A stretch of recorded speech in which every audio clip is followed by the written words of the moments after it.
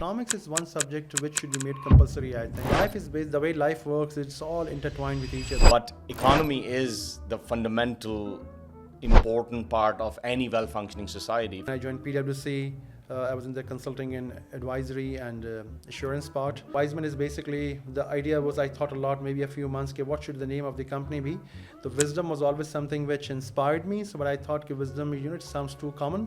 So X basically I inserted into it instead of S was the creativity. I'm not interested in people, how educated they are, but how well-traveled they are. So basically there's a concept of demand. Demand is something for which you are willing to pay and your ability and willingness to pay. So this is something that I teach. Success and sustainable success. And I always differentiate between these two things. Okay, what is success and what is sustainable success? You're in the 25th IMF program right now. And when you're in IMF, you have no economic policy of your own. What you need to do is to invest in people, basically, to make institutions. At 2047, the vision and the aspiration should be to achieve a 99% or 100% education rate. We need to plan in 5 to 10 years time that where do I want to be in next 5 to 10 years and what would it take to be there.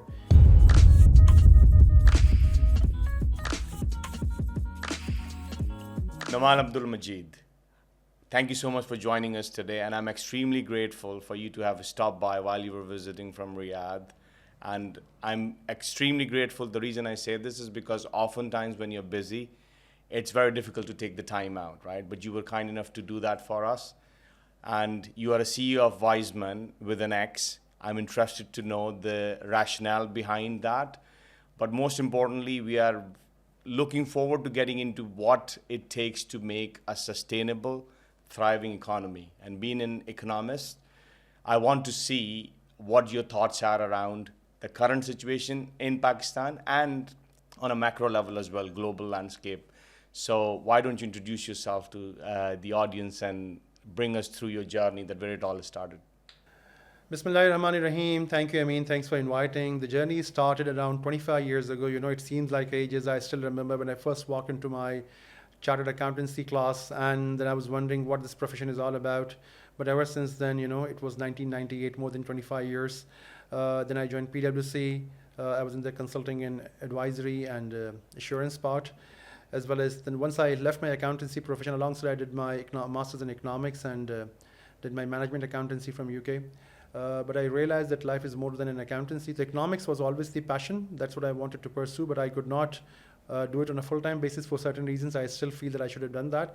But then I got into strategy consulting and private equity. Then I was heading an investment company in Oman, worked with a lot of sovereign wealth funds in many GCC countries. Heading an investment company as my last assignment, then became advisor to the Minister of Investments in Oman. And then basically I set up my own firm, Wiseman. Wiseman is basically, the idea was, I thought a lot, maybe a few months, okay, what should the name of the company be?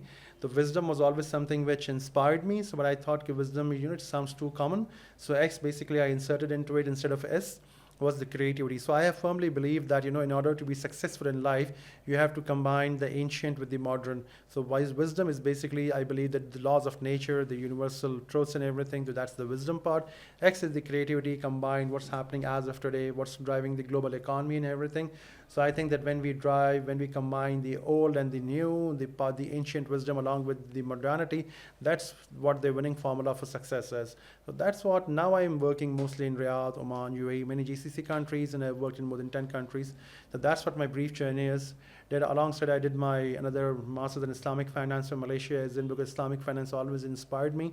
And basically economics, when I always believe that in addition to that new and old thing, that you have to have a holistic view of things. So a lot of the time what I've seen are decision makers, basically, the mistakes which they do, what they don't realize, they do not calculate the impact of one part of the decision making on the other.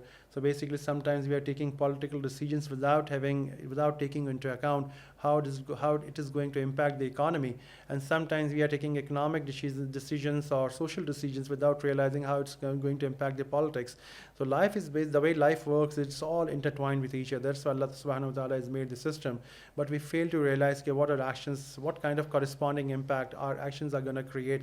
So I think when we do the strategy part as well, when I'm advising my clients, so I'm cognizant of the fact that what we need to do is basically understand that how the situation, the strategy, the policy as a whole is going to span out. Because if you look at take a myopic view of things, a micro picture, then often we basically lose the macro picture. And that's what I think the problem with Pakistan has been, that basically we are an isolated society. Very few Pakistanis go outside. Mostly who go are go for Hajj and Umrah, the religious tourism or pilgrimage, whatever you call it, and very few go for the cultural and the historical and everything. The remaining go for shopping, so or beach tourism. So very few people you would find over here who basically go out for learning something new, for getting some degrees or for cultural orientation. Similarly, it's not a tourist destination, so very few people come back to visit Pakistan as well. As a result, basically, sometimes what happens with nations is they become culturally isolated. So I think the biggest challenge with Pakistan, more than economy or politics, is the cultural isolation that we have today, because we don't read books either. So the reading habits are not there. We don't watch documentaries. So these are the things basically. Maybe we can talk about more later in our conversation. But this is the biggest challenge that I see in Pakistan: the cultural isolationism that we need to counter. What a wonderful thought process that you have just shared with us. So the couple of things that really had a profound impact on me and just popped out for me was being able to zoom in and then zoom out, have an holistic view of things, and then the life at large is all intertwined. Is that what you were saying, right? Now, just recently I was having this conversation with the team, right? These days, now I think I'm not interested in people, how educated they are, but how well traveled they are. And that sort of like, ancient wisdom that you just touched on.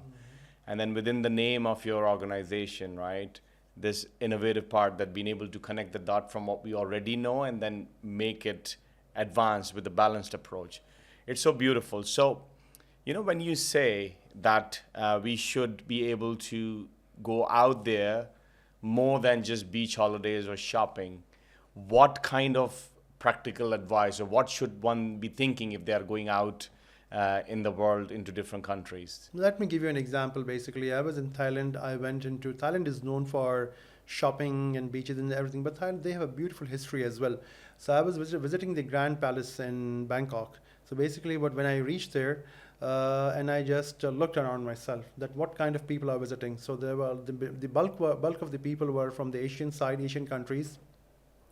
Then there were a lot of Westerners, a few Arabs, some Indians, and I was the only Pakistani over there. So basically, that was one of the cultural shocks for me as well. It reaffirmed my own understanding that what are we doing basically? Why are we not learning? As soon as I went into the shopping district and some other places, there were a lot of Pakistanis over there. So basically, that made me realize that why the thought process, the conversation, why we have monologues in our society?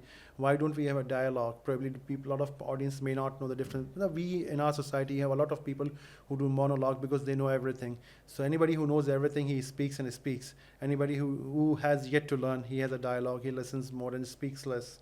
So basically, this is something that is something I've seen. I've been to around 40 countries, travel a lot, been to multiple countries many times. So what I realized that, especially in Pakistanis, even people from our part of the world, I've seen them less going to the historical places and the cultural places. In the museums, I find very few people from our part of the world. I've been to all the top museums in Europe, so because I'm a history guy. So these are the things. These are the cultural shocks that I learned. That what makes societies flourish, what makes societies grow. It's basically the cultural interaction with the wider world, with the people who think in a very different manner, who think, but they're not very different. Basically, it's just a matter of having conversation with them. So a lot of people whom you despise, whom you hate, whom you may not like. Basically, when you talk to them, when you sit with them, when you have a better understanding of them, automatically you realize that there's a lot common among us. Even the people in the family are not same. So basically, this is something, one of the big lessons of life is to talk to people. When you talk, when you interact, when you listen to their point of view, their perspective, why they are. But every person is a product of his circumstances. Allah subhanahu wa ta'ala says in Quran, "Kul kullun ya'malu ala shakilatihi," that everybody performs according to his own personality and circumstances. And only God knows who is right or wrong. So basically, that instead of judging people based on what they appear to be or they're right or wrong, we have to understand that every person, every human being is a product of his own circumstances, nurturing, bringing. So you stop stop being judgmental. We are a lot of very judgmental people. I've tried to be. I've nurtured this thing. I've stopped being judgmental about people. Because I fully appreciation that, for example, if somebody is not driving properly, sometimes you see that I used to get furious about the people in the bikes when they come in front of me, but now instead of that, the sympathy factors has come in. I do realize that that person coming from a middle class background, he has got plenty of issues to deal with. The economy is not good. He has to earn money. So while I'm driving in my own AC car, basically, I may have still the mind is scattered. Somebody who is working on a bike or a motorcycle and on the pathetic roads of Karachi, And the heat. and the heat basically, and then you have to are wearing the helmet as well. So what kind of trauma that person would be going on with all the problems and the financial issues. So basically you have to look at people from their perspective. So don't try to be judgmental. So that's what and the same spirit I'm trying to inculcate in business as well. That instead of going into any project with pre-formed opinions, basically what I try to learn. A lot of the time the preconceived notions prove to be wrong. So avoid having preconceived notions about people. Sit, talk, have a conversation, have a cup of coffee or tea, whatever you want, and basically talk to people. You learn about their life. And traveling is all about, I've been interacting with people of all the faiths, and basically from all geographical backgrounds. I work with them.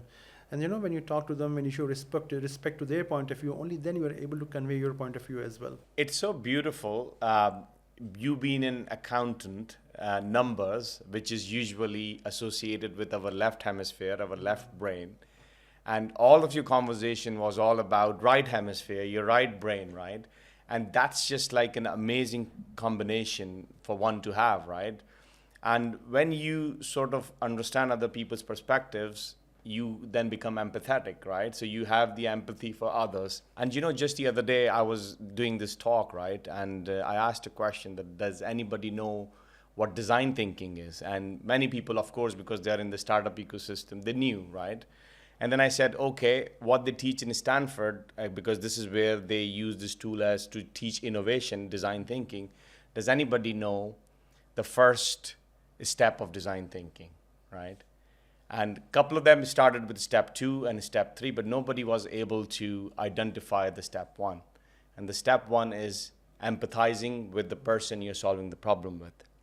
Then you define that problem, and then you ideate, and then you create prototype. Yeah. Now, you talked about Pakistan's DNA, or most people, how they are, because they're isolated. So when we talk about starting something, we start with ideation that, hey, here is a product, or here is something that I have created, and I want to make business out of it, or I want to make it scalable or investable, while they have skipped the 3 most fundamental parts of innovation, right? But if everybody starts thinking like the way you are thinking, right? And I'm interested to know that how you got to be that kind of person, because as you would, and you said that as well, right? That you are the byproduct of your environment. So when you are a byproduct of your environment, for someone like you to just say, hey, I'm going to not take any rules, or I'm going to just do something different. How did it come about? What was it like growing up? What was your circumstances? What were the driving factors? Because all the things that happened to us earlier in our lives sort of set us up for what we go on to do in future. So what was it like? Basically, if I define, there are a lot of factors as we discussed about your personality and everything, but I think what defined me and what made me what I am today is basically curiosity to explore, to read new kind of books, to read everything, to meet lots of people. I still today don't mind meeting people, I mean, that's how my phone is buzzing all the time. People are always talking to me, contacting me, students, there's venture guys, venture capitalists, startups guys. So basically, I think that that learning, the passion to learn, to have a diversified view of things, that's what basically defined me. And then basically economics helped me a lot. Like, for example, I give you one example when you talked about innovation or a startup. I'll just give a slightly different perspective to what you said. I fully agree that I've seen a lot of people coming up with a product and say, okay, this is what it is. But what people don't realize that, it's very much possible that they don't have done the benchmarking, that what's actually happening in the market. Now, basically, when we say market, the most common terminology we use is basically market research. But what market research for? Market research is not only for just knowing okay, how many people are there, what kind of market research is basically all about demand analysis. Like for example, I gave you a very basic example. Economics is one subject which should be made compulsory, I think. Not finance, not business, but economics, some basic sort of economics.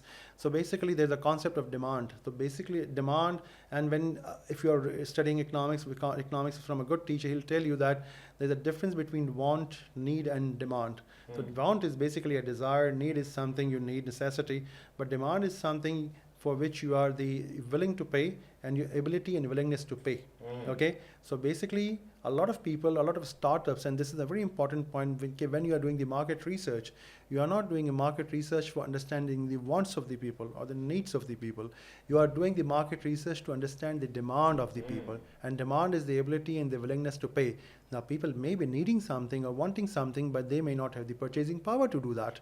Okay, so that's not a demand, that's not going to define your product. So a lot of people do not realize that need and want and demand are different things. So when I'm doing this, I've done these startup sessions in many countries, in Jordan, Malaysia, Oman, Saudi Arabia, Pakistan, a lot of and maybe a couple of other places as well. I've done these sessions. So this is something that I teach, that first thing that you need to understand, what is the demand, for how much people are willing and they have the ability and willingness to pay for your services. And this is something because I believe that probably they have not been taught these things properly in the schools, and a lot of the time the academics are not practitioners, they are not business people, they have not done any business themselves.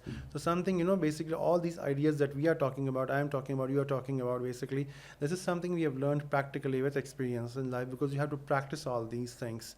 Unless you practice, you don't. So these are some of the basic things, basically, which I would say define my thought process, and I try to inculcate, I try to convey in easier words to the students who are listening to. So, but again, one of the dilemmas of life is there are not many people who are willing to understand and listen, because success and sustainable success, and I always differentiate between these two things. Okay, what is success and what is sustainable success? And there are two differences basically in success and sustainable success. If you just mark it on what the experience of my life has been. So number one, success can come accidentally as well. You might ideate something, it clicks, so you may not have done all the research. But sustainable success, it comes, and the journey from success and the sustainable success, it is defined by two things. One is basically your continuous learning, continuous refinement and learning. You are learning and putting all your learning into the product that you are offering. And if that continuous learning process stops, your success is not sustainable. This is part one. And the second thing is humbleness. Basically, humbleness is what you drive your personality. Humbleness basically to enable you to learn. Because if you are not humble enough, basically, number one, God does not like this thing. So sustainability is out of picture. And second thing is that humbleness allows you to learn. It keeps your mind open. If you are arrogant, if you know everything, if you don't need to learn, then automatically that arrogance, that stubborn attitude, your growth stops. Your growth stops, your learning stops, even and the whole edifice that you have created collapses. Okay, so that's why success and sustainable success, you have to realize at a very early stage, okay, even if you are successful for whatever reason, that what would make you successful on a sustainable basis. Again, this is something we have seen a lot of good companies, some very top-notch $1 million, $100 million kind of CEOs. They said, okay, I know everything, but nobody knows everything. Yes. We have a lot of the things in common. You speak from your experience.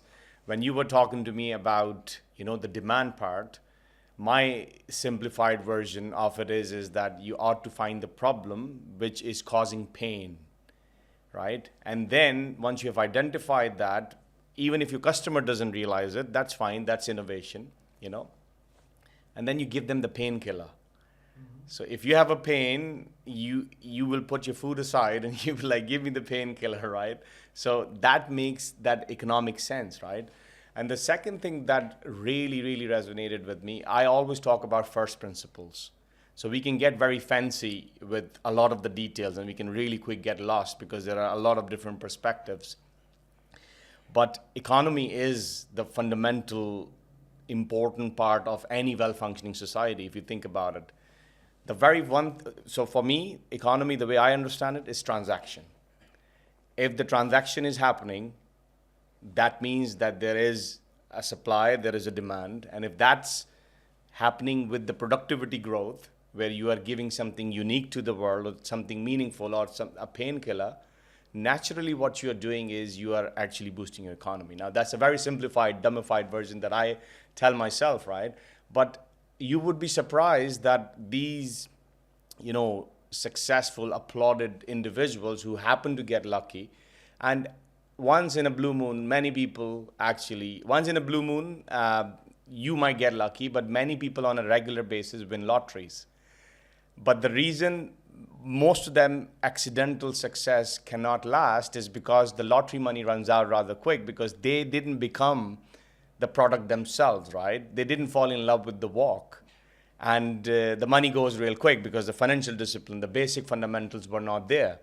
While building brick by brick requires you to understand those principles, right? So that sort of really resonated, right? So why do you think that Pakistan hasn't been, or the talent in Pakistan, because we are exporting our, even technology services to the world, and we are doing great in a lot of other venues, but why do you think we are not able to have that solution thinking or that brand thinking? Why do you think that we are not able to just give world something new, despite the fact that we are 250 million of us almost, right? And there is a critical mass aspect, right? So even if we were to take that 3-5% of that critical mass, that is still a huge number of people, right? Perhaps equivalent to some entire nations, right? Countries. So what are your thoughts around that, actually? The reason is basically, as you mentioned, that the journey is important, the process and the journey. Number one, as a nation, we are not too used to of the journey, building brick by brick. The reason, and I did not again. I used to blame people, but I stopped blaming people for that again. Again, it's something relatively new in my life, because the reason is that the journey as a nation has been interrupted so many times. The political system has been interrupted. The intellectual system. We were a very, I would say, a very liberal society. Then we became a very fundamentalist society. Then we became moderate. Now, then became religious. So basically, at the social, cultural, political level, at the economic level, that the process and the journey has been disrupted so many times. We are in the 25th IMF program right now. And every program is on an average 2 to 3 years. So basically, out of the 75 years of existence, maybe 50 years, we have been in IMF. We have been dictated by IMF, and when you're in IMF, you have no economic policy of your own. So basically, for at least 2/3 of our life, we haven't had any economic policy of our own.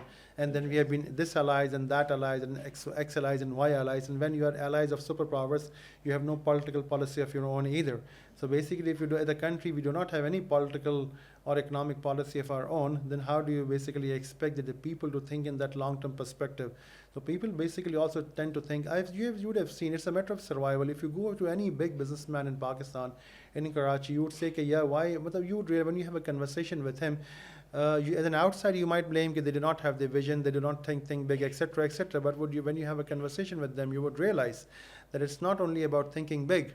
Basically, they are so much engrossed in the operational issues on a day-to-day basis, on a firefighting, that they do not have the luxury of time to basically think about the bigger issues. But that's where the issue is, that once any country, any nation, which is politically unstable, and the political journey stops time and again, we don't know that what's going to happen a year or 2 years down the road, how the journey is going to unfold. Are we going to have the same set of economic policy or not? Then basically the businessman and the people do not think in the long run. They think about the 1 to 2 years term.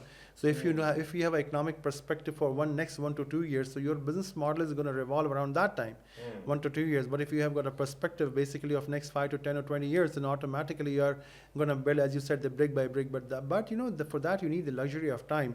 If you look at for example, last 5 or 6 years on an average, we have had 2 finance ministers every year. If you go back last 6 years, in 2018, I think 10 or 12 finance ministers we have had. Basically, every time you go to IMF, it's a different person negotiating a deal.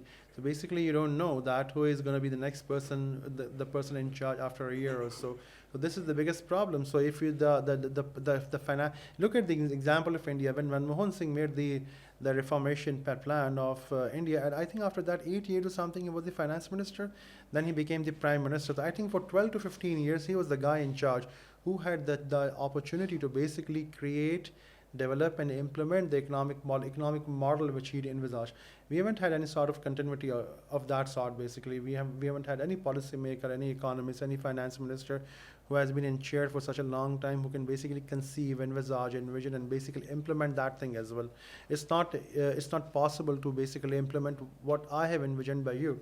So that's the biggest drawback. Any country, if you look at a lot of countries who have had civil wars, when you go to those people, like for example, 1975 to 1991, there was a civil war in Lebanon. So when I went to Lebanon in early 2000s, I asked people that why, people like to live by the day. They said because we don't know that we are going to alive tomorrow or not. So this thing of now last 2 to 3 generations, it has become a part of the DNA basically to enjoy yourself. And when you look at the Lebanese people outside the world, they are super smart people. They've done extremely well.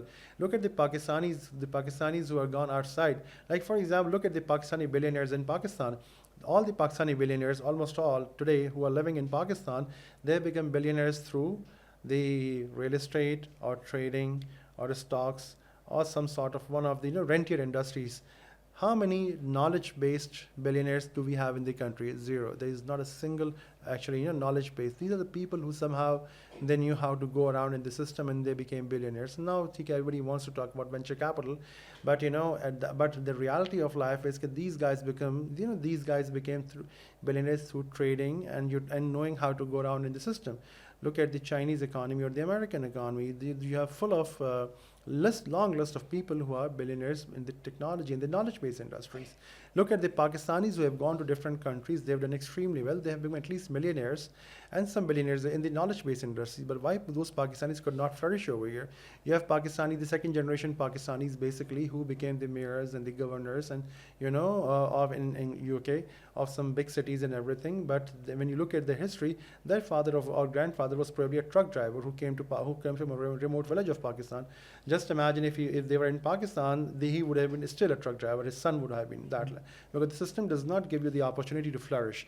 So basically, when the system is dysfunctional, when the political system, like in the 75 years, not a single prime minister has been able to complete his term. So you can imagine if there is no decision maker, there is no continuity of policies at the political or economic front, then, and I told you about the social as well, that we were a very liberal society, then we became very modern, then fashion, then very hardcore religious or fundamentalist, whatever you call it, then became moderate, and I don't know what we are today. We are a hodgepodge of everything, basically. So basically, that's the reason that people are unable to take a long-term view on their business as well, because nobody knows what's going to happen next 3 to 5 years. You are the man. I love how you have simplified everything, which is very complex. What you just reminded me of, there's a difference between construction and development.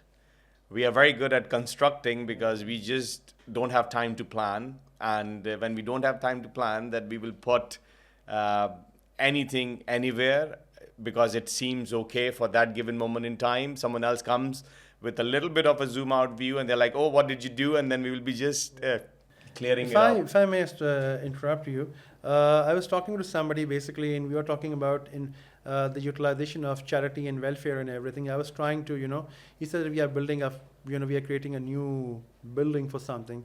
So I asked him, do you know the difference between a building and an institution? And he said, what do you mean? I said that buildings are made of concrete. Institutions are made of people. So the buildings are made of concrete. The institutions are made of people. So I told him that we have got enough buildings in our country at your disposal. What you need to do is to invest in people, basically, to make institutions. So even today, as you mentioned, that we have not been able to differentiate what is the difference between a building and an institution. You would see some very old classical universities and very old buildings in the West and every places. But you don't need a very fancy building. But what you need is basically some top-class teachers, the people who are imparting the knowledge into their students. So that's where you need, if you look at like maybe 500 years ago, instead of university, a lot of teachers, individual teachers used to have their own one-man madrasas or khanqahs or all these things, but they were great teachers. They used to teach you, but it was not the fancy or the luxury, the schools or the seminaries which they have. It was the person who was teaching, imparting the knowledge. That's what matters. So what we are, if you look, for example, if I give you an example, I talked to a lot of policymakers in Pakistan. IT parks, there's a craze of creating IT parks, but IT park is not a building. Since we are talking about incubation and technology, an IT park basically is a complete ecosystem. Still, we have not been able to fragment, to understand, to understand that idea that creating an IT park does not mean creating a nice building with internet connection and nice fancy desk. It's basically creating a complete ecosystem in which the mentoring and the investors and the accessibility and the marketing and global outreach, etc., all these things are combined together. But even, for example, the craze that we have of IT parks in Pakistan today, basically it's all about creating nice fancy buildings. We're not talking about IT parks which create an ecosystem. Now the gradual realization is taking place, but I just gave you one example that what the difference between a building and an institution. And I think, when you touch on people, and we talked about this critical mass in every nation, right? So by the sounds of it now, I'm connecting dots from the knowledge that you have parted, and you have shared with me, is that critical mass is going to be like, well, there is no stability. I can't see my future. Let me get out the gap, right? Let me get out of here. And I'm going to go abroad and I'm going to thrive because I have a lot of use cases and role models who have done amazingly. So they just go and follow their paths. We don't have any trust, or we don't have any role models who have stayed in the country and have made it big by using the knowledge industry or technology or anything that is innovation related, right? So it is so powerful, and it's just such a beautiful way. So what do you think with people, or young generation even? I find that they are sick and tired of being these third class citizens in the world where there is no respect when it comes to Pakistan's heritage. Per se with the current circumstances, but at the same time, they don't want to stay here. Also, they just want to go abroad. So, if the critical mass is going to keep on just looking away, are we ever going to get out of the hole? Is there any time that you see in the distant or near future salvation or improvement? I think this is a very interesting question that you asked. The reason is, and immediately the thing that comes to mind basically is an interview of the Lee Kuan Yew. So basically somebody asked him that, how do you compare the Chinese and the American economy? And what he mentioned that basically, a very good example, that American economy is an open economy. The way human society has been created, that a certain pool of genes can only create a certain level of top class or the genius or above average people. So therefore, you have to have a mechanism that in every society, you have the people who belong to that above average class or above average skill set. Basically, they keep coming to your society. And for that, there is no country in the world like America, because America, it's a country. Somebody said that when I wanted to write the history of immigrants in America, I realized that immigrants are the history of America. Wow. So it's a very nice quote. So basically, America is an open economy. Even today, a lot of people are asking, basically shouting that a lot of illegal immigrants are coming in, but it's not by accident. Basically, they know that if they want to be a big superpower, they need people. And through the formal immigration process, only an X number of people can come in. So they need more people to create a bigger critical mass, as you mentioned, and they need more brains. So any society, any country who wants to be great, they need that above average people from different latest technologies and the better genetic pool of humanity to stay on top of it. Otherwise, you start losing the edge. Now, look at what Gulf countries are doing. The UAE, why Dubai has been able to stay on top? Because they are providing a fabulous infrastructure, basically, and top class living for all the best brains in the world. Now, Saudi Arabia is trying to do the same. They are giving all this premium residency and everything to the top brains. So, with the whole idea, the skill war, the war is basically to attract the best talent in the world. So, a lot of the time when people are celebrating over here, okay, the remittances are increasing and a lot of people are going out. Yes, temporarily it might good, but basically what we are doing is we are losing out our productive capacity, the best brains. You see, Pakistan, the tertiary education rate in Pakistan is only 9%. It is one of the lowest in the world, okay? Then on top of it, if you look at the quality tertiary education is even lower. And all those qualified people basically 80% of them want to leave the country. So just imagine, how are we going to develop our own industrial capacity? Yes, we might be getting some more remittances, but when it comes to improving the trade deficit, it comes to having an industry. How many people can leave the country? Out of 250 million, maybe 5 million or 10 million can leave. What about the rest of the 240 million people? But these 5 or 10 million people who are leaving, they're the best, other than the laborers, they're the best brains of Pakistan. So in the long run, Pakistan will have a severe productivity crisis. We will not have enough people. Yes, temporarily it might, it might help. So the only way out for Pakistan or to sustain Pakistan's economy in the long run is we invest very, very heavily in the education. So this tertiary education rate, which is around 9 to 10%, it has to go up to like 30, 40%, so that we are producing a very big pool of qualified people who can then basically go global and take on the global economy, and there are enough people that even some of them are retained back at home, and some of them go out, and then we create a conducive environment. Like for example, look at Karachi. The most educated and the most cosmopolitan city of Pakistan, we have a terrible infrastructure. So who would, anybody coming from, and all these big innovations, etc. in the world which have come are from the middle classes. They are not the people who are born with the silver spoon.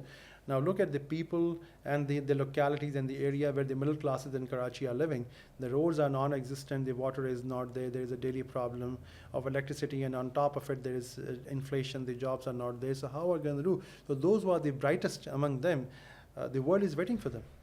So basically some people ask me that what to do, how to go. I said there are only two ways of becoming rich or having a decent life, and there's no third way. Number one is basically your father had enough wealth that he could make you do a business and he bequeaths you a lot of wealth. And the second option is to get the world-class, top-class, up-to-date skills.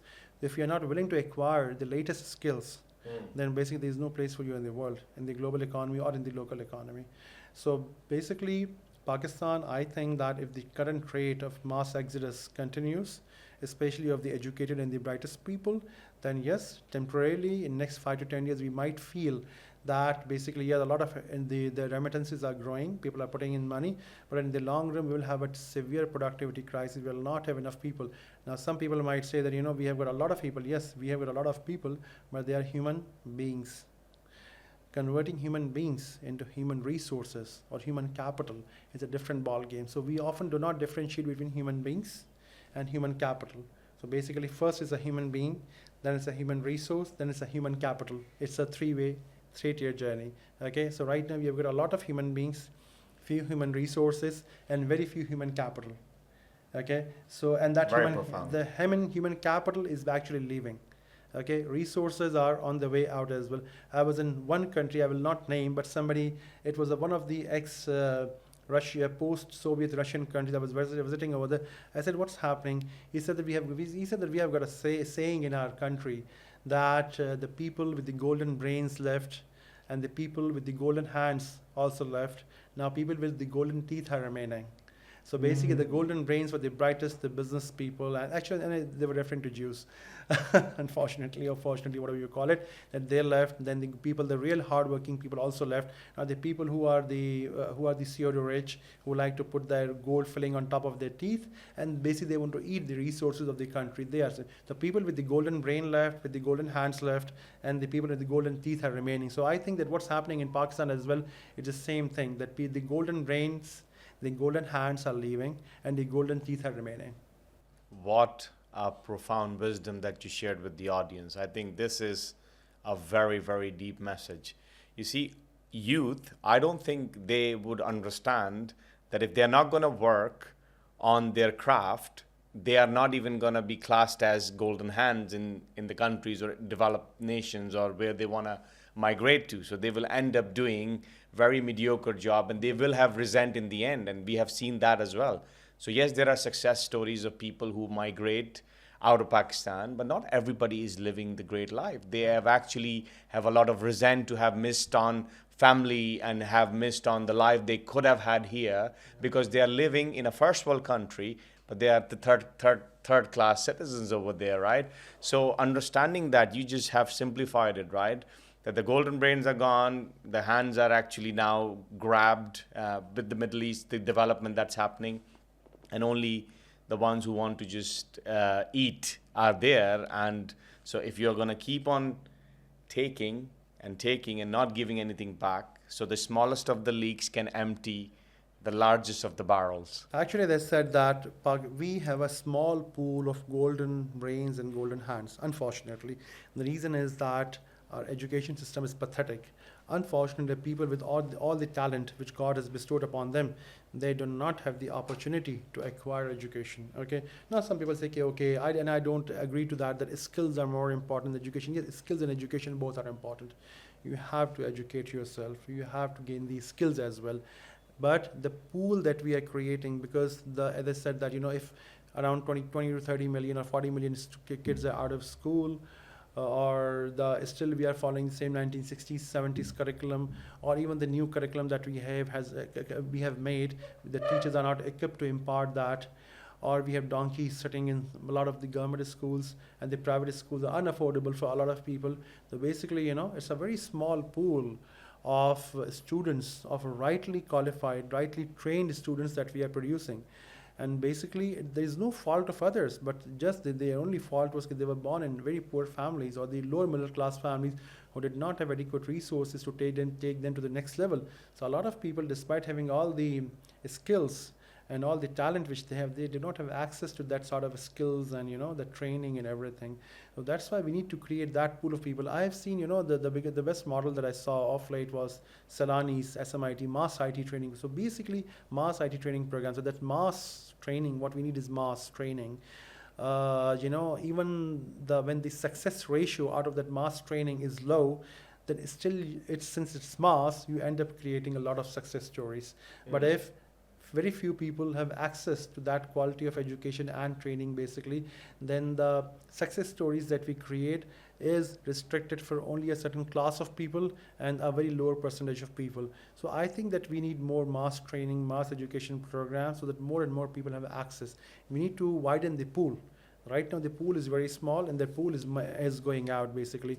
Unless we create that pool. Like, for example, I was reading somewhere, it was either Bloomberg or Financial Times that the total requirement of the qualified accountants, CPAs in America, the shortage that we have today is 315,000. More than 300,000 people are short in the market, qualified chartered accountants, CPAs. Now, the number that Pakistan produces basically is 900 to 1,000 people per year. So just imagine if we can just increase that number by maybe 2 or 3 times, and I believe they are working hard on that.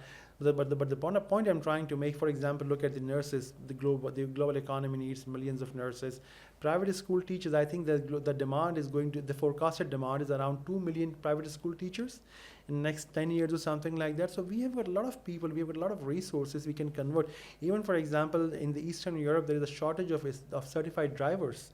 So we have got a lot of human beings, we have got a lot of people, but that human beings need to be converted into human resources as per the global economy. Yes, as I just mentioned that while we need to retain people for our industrial productivity and everything, we also need immediately, if we need some immediate relief, people have to go out and earn them, because the economy in the short term is not going to create enough jobs, basically, so that people can have a decent living.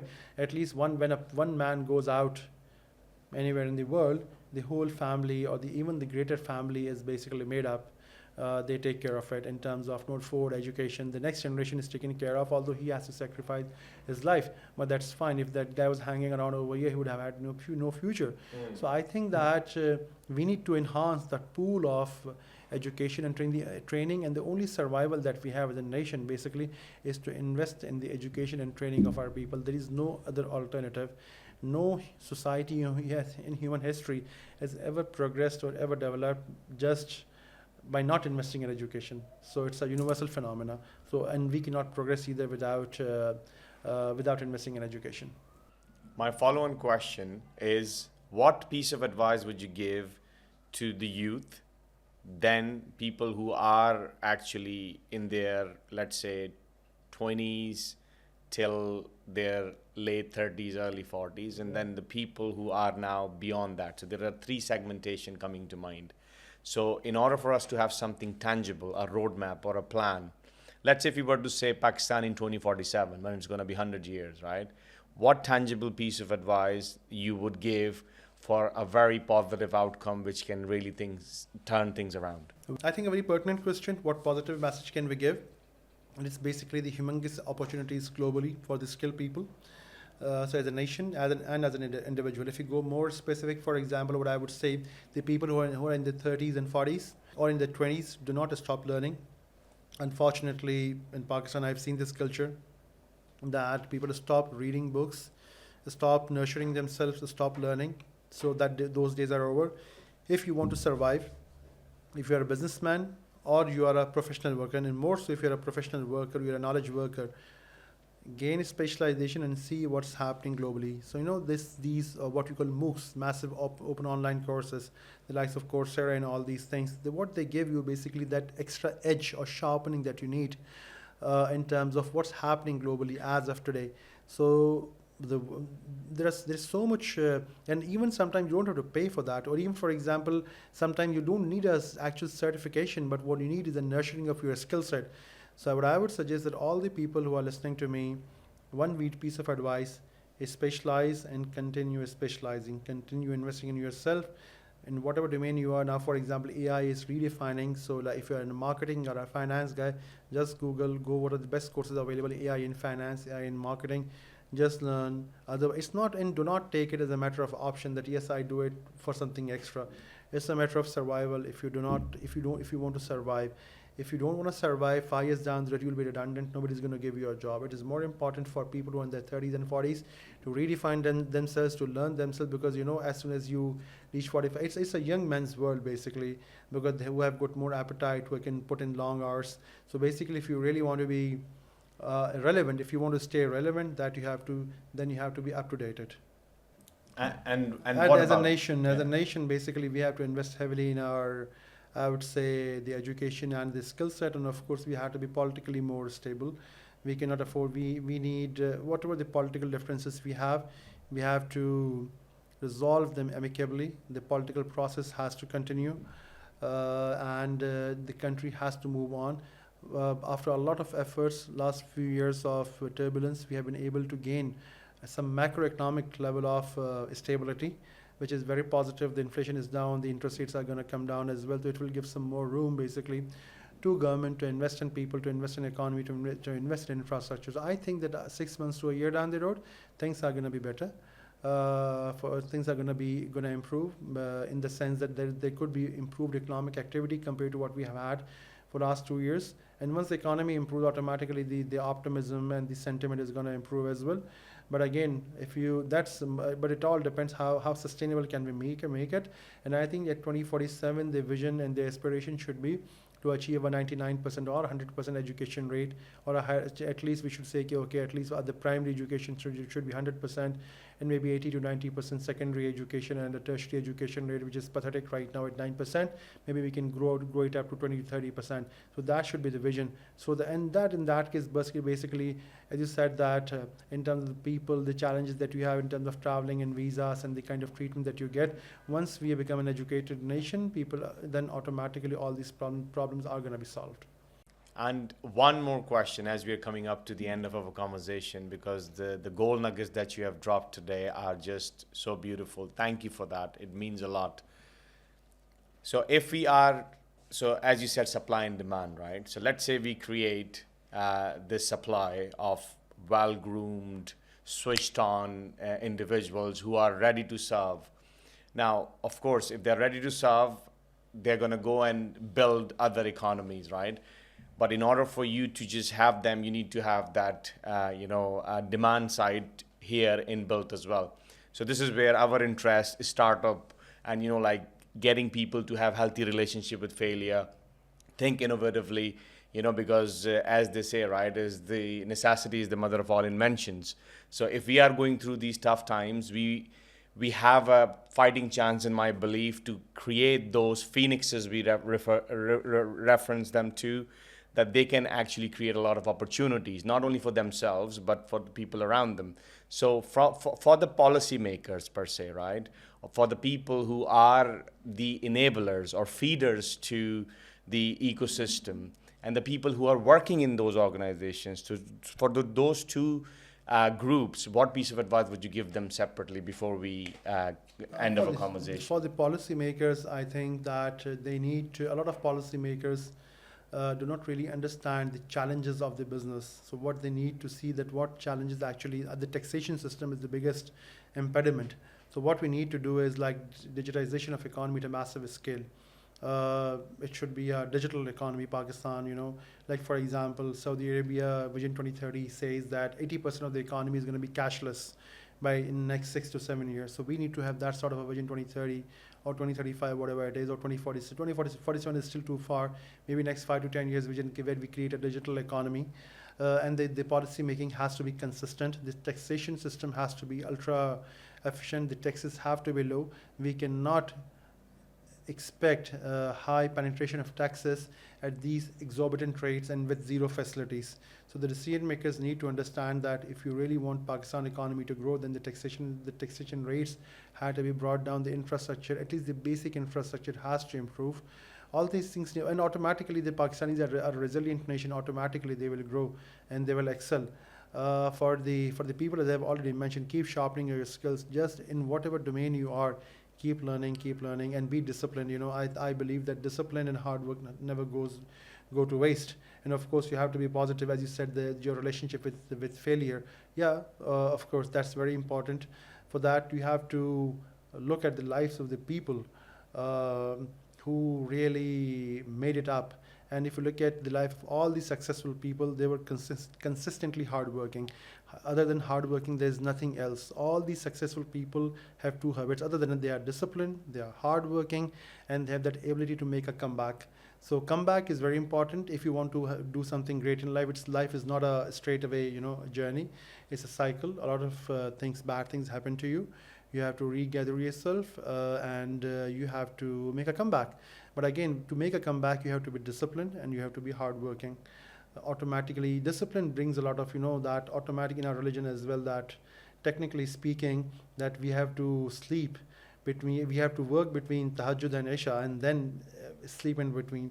But it's the other way around. A lot of people in Karachi at least sleep at the tahajjud time and they wake up at Zohar. So, it doesn't work like that. We need to bring more discipline into our life. Discipline is again something very, very critically missing. When you sleep late at night, your sleeping hours are missed.